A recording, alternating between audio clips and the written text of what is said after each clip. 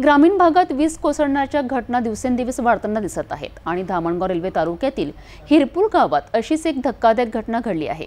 शेतात काम करणाऱ्या 4 महिलांवर वीज कोसळली असून त्यात 2 महिला गंभीर जखमी झाल्या आहेत। गावात हळहळ व्यक्त होत असून पुन्हा एकदा नागरिकांनी सावधानता बाळगण्याची गरज अधोरेखित झाली आहे।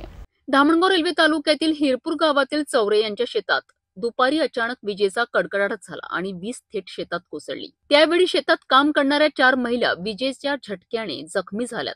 जखमींमध्ये पिंकी प्रमोद बनसोड वय 40 वर्ष आणि 35 वर्षीय मीना नामदेव आत्राम यांची प्रकृती गंभीर असून त्यांना प्रथम उपचार करून धामणगाव रेल्वे शासकीय रुग्णालयातून तातडीने यवतमाळ येथील शासकीय रुग्णालयात हलविण्यात आले आहेत। तर शारदा प्रवीण कुडमते वय 30 वर्ष आणि 30 वर्षीय नंदा दिलीप ठाकरे या किरकोळ जखमी झाल्या असून उपचारानंतर त्यांना घरी सोडविण्यात आले आहे।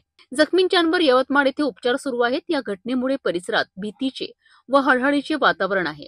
प्रशासनाकडून नागरिकांना मेघगर्जना व वीज कडकडाटाच्या वेळी घराबाहेर न पडण्याचे व सुरक्षित जागी आसरा घेण्याचे आवाहन करण्यात येत आहे। वीज कोसळण्याच्या घटना ग्रामीण भागात वाढत असून शेतकरी व शेतमजुरांनी पावसाळ्यात विशेष खबरदारी घेणे अत्यावश्यक बनले आहे। हवामान खात्याच्या सूचना वेळेवर ऐका आणि स्वतःसह कुटुंबियांच्या सुरक्षिततेस प्राधान्य द्या।